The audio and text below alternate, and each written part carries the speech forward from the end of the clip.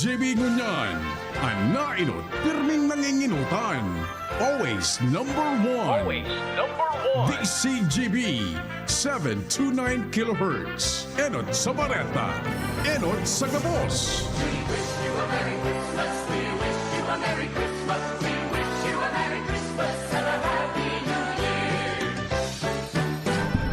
Ang DCGB, aktibong miyembro o yan kan kapisanan ng mga broadcasters ng Pilipinas, ang KBP, Philippine Standard Time, hali sa Pag-asa, alas 5:01 nin hapon. Alas 5 ng hapon, oras na para aramon ang mga maiinit na bareta kanal daw na maruluwas sa agas sa mga periodiko, radyo asin telebisyon. Erot naman ang ngunyan sa DZGB Bareta alas 5. Mga bareta ngunyan para sa aga. Erot na tinipon sa DZGB Newsbase. DZGB Bareta alas 5. Kaiba ang field reports kan Mega Force Patrol. Hali sa iba-ibang parte kanalbay asin Kabikolan. Ngunyan, uya ang sa idong tagapagbareta.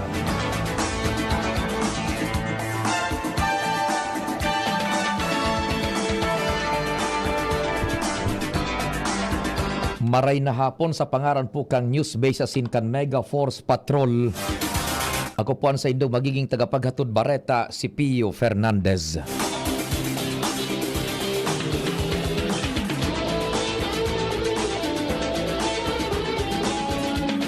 Enot sa dispatchos kan mga bareta sa lado nasyonal, nagkaigoning pagtiripon entry sinda Presidente Ferdinand Marcos Jr. asin ka na Philippine National Police sa Kampo Crame kasuod mang aga.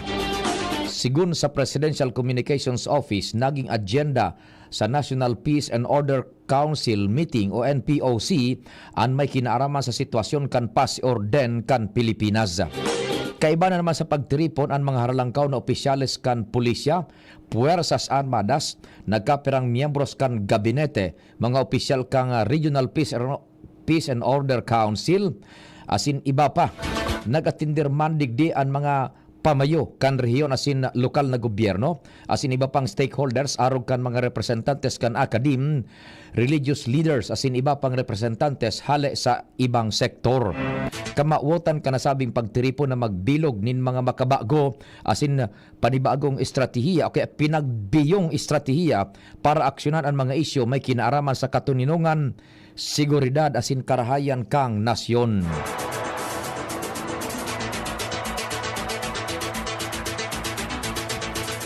Mientras tanto, sinugo ni Presidente Ferdinand Marcos Jr. ang mga law enforcement asin na anti-corruption entities na mag-implementar nin mas sadit alagad dakol na operasyon kontra sa mga pogo na nagpapadagos pa ang aktibidad sa Pilipinas.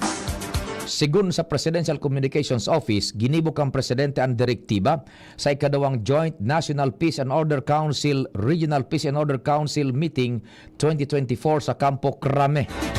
Sigun sa PCO, gusto kang Presidente na ang Philippine Anti-Organized Crime Commission, Philippine National Police asin ang Criminal Investigation and Detection Group na pakusugon paan sa indang kampanya kontra Pogo sa ibong kan pagbawal kan administrasyon sa operasyon kay ni. Sinugo man kang Presidente ang mga lokal na ehekutibo na makipagkoordinar sa Department of Interior and Local Government para sa paglapag sa Pogo sa indang nasasakupan, lalo na ang LGUs na may kapabilidad na aramon ang kaduda-duda o illegal na aktibidades sa indang komunidad.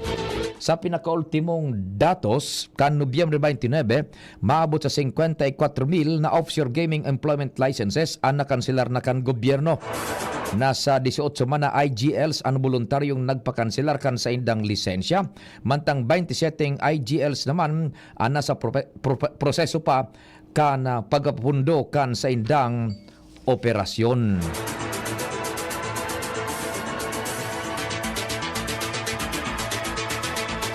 Tinaawan doon ni Presidente Ferdinand Marcos Jr. ang pangangaipon na magkaigwaning matrangkilong eleksyon sa Bangsamoro Autonomous Region in Muslim Mindanao o BARMM sa masunod na taon dahil sa ang pangkondukta ng electoral process sa BARMM ang liyave sa pangharuluyan na katrangkiluhan sa Mindanao. Sa ikadawang Joint NPOC asin RPOC Meeting 2024 sa Kampo Crame kan Disyembre 12, tinukar kang Presidente ang nagkapirang hururon manungod sa pagmantinir kan paz orden sa nasyon kaiba na ang isyu sa West Philippine Sea. Sa pagtiripon tinawan doon kang presidente pangaipo sa pagsunod sa mga lakdang tanganing day na maglangkaw ang tensyon sa nasabing lugar. Kung matatandaan sa pinakaultimong pagkikipag-uron kay PBBM, enot na sinabik na dain na ma-deploy ning Navy warships ang Pilipinas sa rehiyon sa ibong kan panibagong insidente nin pangharas kan China. Alagad ipagkapadagos kan gobyerno ang pagbusol sa matrangkilong resolusyon sa mga dai pagkakasinabutan sa rehiyon.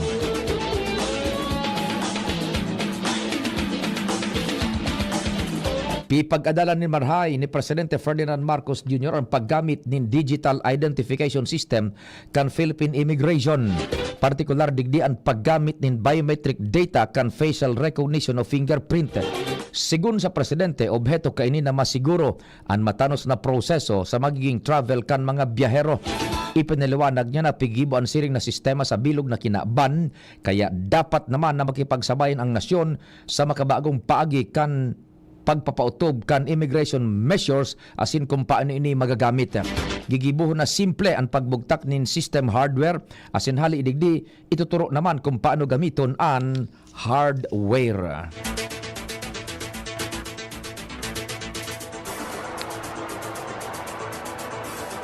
Sa iba pang detalyes man kan Bareta, siniguro kan DSWD naman tinidong suffisyente ang relief supplies kay ni maski pa maghaloy ang epekto kan pagputok kan Mount Canlaon sa Negros. Sigun sa DSWD, maabot sa halos 2 milyones na kahonin family food packs ang nakapreposisyon sa manlain-lain na warehouse kan ahensya asin preparadong i-deploy sa mga lugar na mga ngaipunin tabang. Apwera sa food packs, nagtauman ang DSWD nin psychosocial assistance sa mga apektadong komunidad. Minaabot man sa halos 7 milyones de pesos na kantidad nin humanitarian aid ang naitao kan ahensya sa mga naafektaran kan pagputok kan bulkan kan Laon. Ipinaluas na kang Korte Suprema ang resulta kan 2024 bar exams. Sigun sa Korte Suprema, hali sa halos 4,000 na mga examinees, umidabot sa halos 38% digdi ang nakapasar kung saan ibinaba sa 75% ang passing rate kan eksaminasyon. Nanginotan si Kyle Christian Tutor kan University of the Philippines na igwang 85.77 na rating. Sinundan man ni Maria Cristina Aniceto kan Ateneo de Manila University, ikatulo si Gerald Rojas kan Angeles University Foundation School of Law, ikaapat si John Philip Chua kan UP, si Jet Ryan Nicolas kan UP, ang ikalima asin nasa ika-6 na pwesto si Maria Lavelin Joyce Quebrar kan UP, ikapito si Kyle Andrew Izaguirre kan Ateneo de Manila University, ikawalo si Joji Macadine kan University of Mindanao, asin ikasyam si Gregorio Jose Torres II kan Western Mindanao State University, asin top 10 si Raya Villacorta kan San Beda University.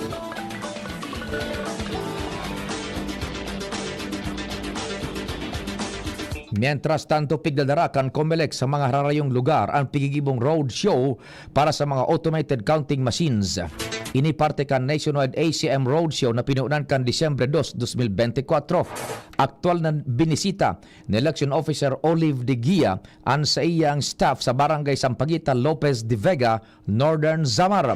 Obeto kayo na magkondukta nin ACM Roadshow asin voter education para maging familiar ang mga botantes sa gagamito na makina sa 2025 midterm elections. Target maninda na ipahilingan features kan mga bagong makina na wara sa dating pigagamit kan nakalis na eleksyones. Madurar ang siring na aktibidad sagkod Enero 30, 2025.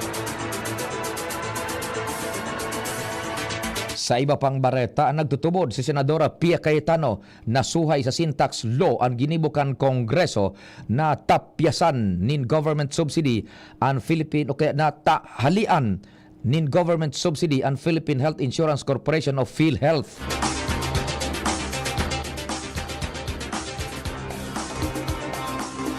Kinontestar kan senadora ang naging lakdang kan Senado asin Kamara de Representantes na dagos ng halion ang halos 74 bilyones de pesos na government subsidy sa PhilHealth sa masunod na taon. Sigun kay Cayetano, ang desisyon kang Kongreso pagbalgar sa Section 288-A kan National Internal Revenue Code. Sa irarom kan probisyon na ini, 80% kan revenue hali sa buwis sa mga produktong tabako asin sugar, sweetened beverages ang dapat itagama sa PhilHealth tanganing punduhan ang Universal Healthcare Act. Kung day matatao na subsidiya ang gobyerno sa PhilHealth gikan digdi, dakulang agyat asin patakot ini sa pagkapadagos kan benepisyo kan PhilHealth para sa mga indirect contributors kay ni. Tinawan paningdoon ni Senadora Pia na parehong importante ang isyu kon sobra-sobrang pundo kan PhilHealth pero ini separadong problema na dapat solusyonan. Afuera sa DPWH, nagkapirang government agencies man ang nalangkawan kan final version kan halos 7 trilyones de pesos na General Appropriations Bill na aprobado kan Bicameral Conference Committee. Alagad ang DepEd nabawasan ning allotment ni nasa 12 bilyones de pesos hali sa 7 nangunyan minamuntar na sana sa 737 bilyones de pesos hali sa dating 748.6 bilyones de pesos. Iniaprobado kan House of Representatives. Nabawasan man ang CHED as in State Universities and Colleges para sa 2025 budget. Mientras tanto pinag-inganyar kan embahada kan Pilipinas sa Seoul, South Korea ang mga undocumented Filipinos na aprobetsaran ang pinalawig na voluntary departure program kan Ministry of Justice kan South Korea. An extension kan programa para sa voluntaryong pagkapahali kan mga dayuhan ang kasunod kan nagdadakulang numero kan mga dayuhan na daining dokumento sa nasabing nasyon. Segun sa ahensya, ang mga dayuhang bako na dokumentado na nag-i-star sa South Korea na voluntaryong mahali bago mag-Enero 31, 2025 ang day na mabayad nin multa. Day naman sila makakasabay sa blacklist o listahan kan mga taong day na pwedeng maglawag sa South Korea sa laog ka nasabing programa.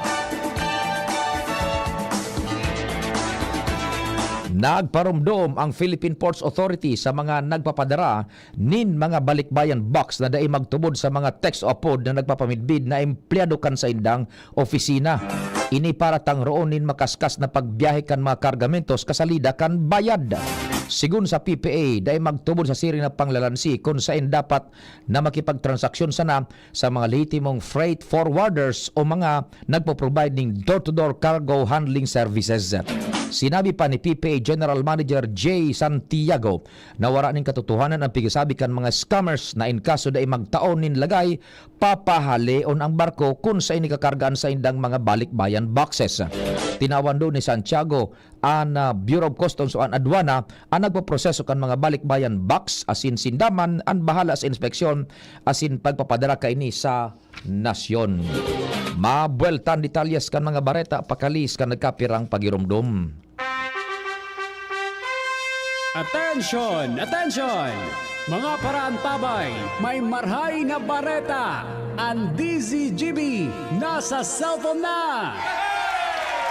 Yes po! Madadangog na ang DZGB sa saindong mga cellphone. Sa katuyuhan na mas lalo kamong mapagserbihan asin dagdag na konvenyensya sa saindo gabos, ang DZGB pwede nang ma-access sa paagi kan sa indong cellphone. I-download lang sa saindong mga Android phone ang DZGB app sa paagi kang Google Play Store asin Apple App Store asin hanapo ng DZGB Live. I-install sa saindong gadget asin malinig nindong madadangog ang DZGB. Libre po ini. DZGB. Number 1 na, may Facebook Live pa. Ngunyan, may DZGB Live app na. O, ano pang pighahalat nindong mga paraan tabay?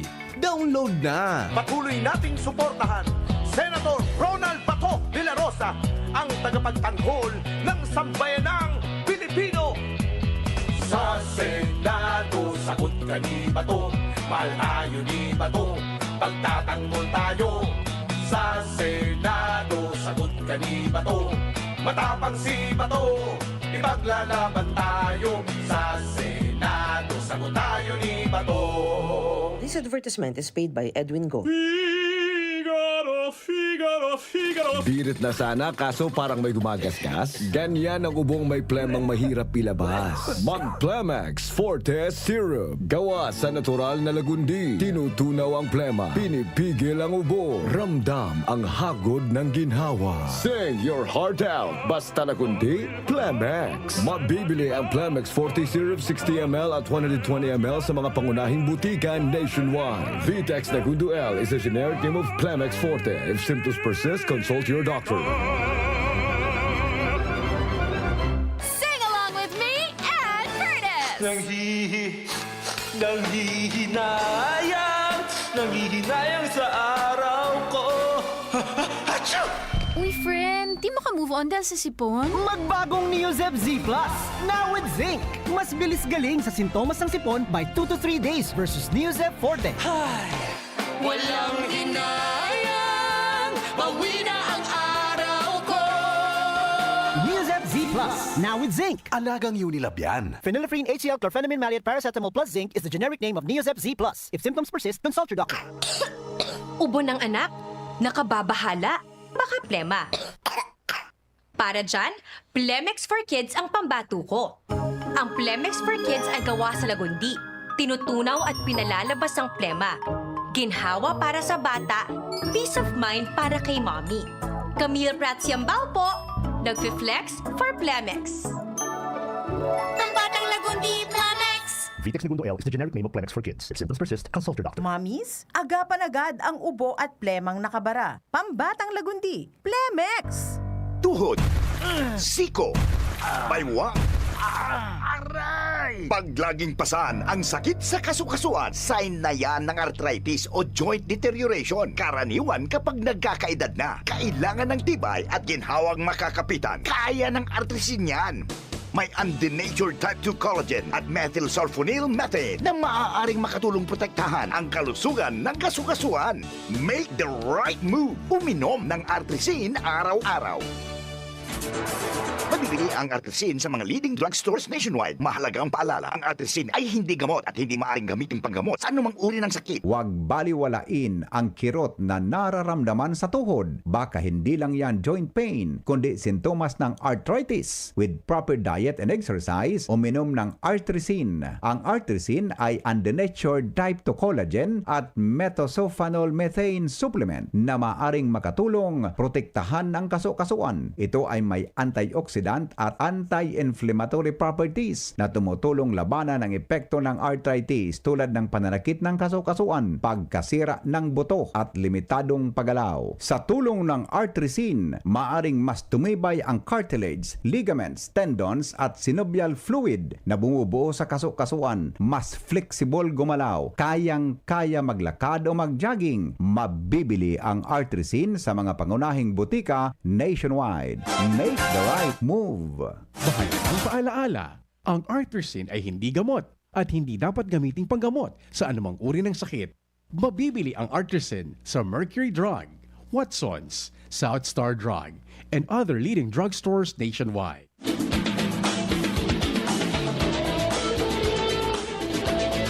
Diretso kan detalye sa Lado Nasyonal, daipabor ang Department of Transportation na permanenteng palawigon ang operating hours kan Metro Rail Transit as in LRT. Sigun sa DOTR, mas kinasasabutan ninda na magiging kombinyente sa mga pasahero ang nasabing pagpalawig kan oras dahil sinda pabor sa nasabing lakdang. Paliwanag kan ahensya, ang mayor na problema iyuan makukompromiso na ang maintenance time kan rail system na makausa sa issue kan safety. Pinagigibok kaya ang maintenance work ang MRT as in LRT line sa kada non-operating hours na sarong critical na paagi tanganing masiguro ang kaligtasan.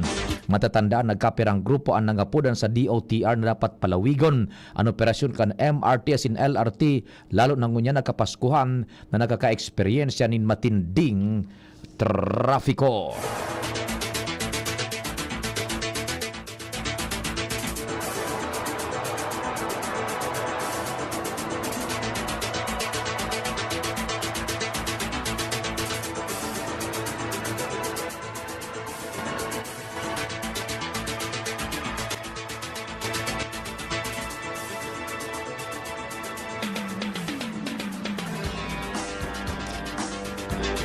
Mientras tanto, ilansar kan Bureau of Internal Revenue ang mahiwasan na crackdown kontra sa mga peking persons with disability o PWD identification cards. Ini matapos madiscover kan ahensya ang sobrang pang-aabuso digdi asin gigamit bilang panibagong scheme ning tax evasion. Sigun kay BIR Commissioner Romeo Lumagi Jr. na sinugo na niya ang gabos na mga internal revenue officials na magkoordinar sa man iba-ibang ahensya ning gobyerno tanganing mapugulan ang paglakop asin paggamit ng mga pekeng PWD IDs. Sa datos kan taon 2023, minaabot sa halos 88 bilyones de pesos ang pigasabing nawara sa income kang nasyon dahil sa paggamit kan mga pekeng PWD IDs. Sa irarom kan lay, igong 20% diskwento as in exception sa mga value-added tax o VAT sa nagkapirang mga produkto as in serbisyo ang mga PWD bilang dagdag na benepisyo. Siring man sinabi ni Lumagi na ang mga individual na nang abuso digdi sa paagikan pagibon pekeng PWID pigagamit ang mga ini asin an iba pigpapabakal sa sisay man na gustong makapag-avail kan PWD benefits. Ang nasabing ID, bako sa nang pigpapabakal sa mga tinampo kundi maging sa mga online marketplace na naging dalan para lalong maging accessible para sa sisay man na gustong makabakal. Patanid kan Commissioner na ang paggamit kan pekeng PWD ID sa rong klase ng tax evasion na pigi-imbestigaran man kan BIR. Makondukta man ang Bureau de Rentas Internas ning audit sa mga establishmento tanganing berifikaron kung tunay ang mga PWD ID na sa indang pigkonsiderar na yuman ang pigusumitir sa Internal Revenue Body. Bareta sa ibang nasyon, nanindugan si US President-elect Donald Trump na plano kaining paggamit nin mga military para sa pag-deport kan mga migrant na illegal na nakalaog sa Estados Unidos de America. Sinabi kaini na nasa lay kan US na pwedeng magamit nin militar sa maximum level kan deportation. Kasabay man sa lay na di pwedeng magamit ang US military sagkod na matatandaan na tinawan doon ni Trump na papalaya so niya ang mga illegal na migrants sa pagtukaw niya giraray sa White House. Sa ladukan karawat, pinalawig pa ni Lakers star LeBron James ang sayang excuse absence. Ini makalis na daay magkawat sa primerong game kan season kanakalis na semana dahil sa sore foot asin ngunyan daay magkakawat sa laban sa Memphis Grizzlies sa Crypto.com arena sa Los Angeles, California. Nahadit man ang nagkapirang miyembros kan Lakers dahil madidifisilan sidang magkawat kun haloy nang wara si LeBron. Ipinaywanag kan head coach kan Lakers na si JJ Redick na may personal reasons sa excused absence ni James. Si LeBron na superstar kan Lakers ang maselebrar kan ika-40 kumpleanyo sa Disyembre 30 kaining taon. Asin ang sasabutan kan timan sa iyang kamugtakan, natinon ni Redick na nakamati nin sobrang pagal si LeBron kan mga nakalis na aldaw.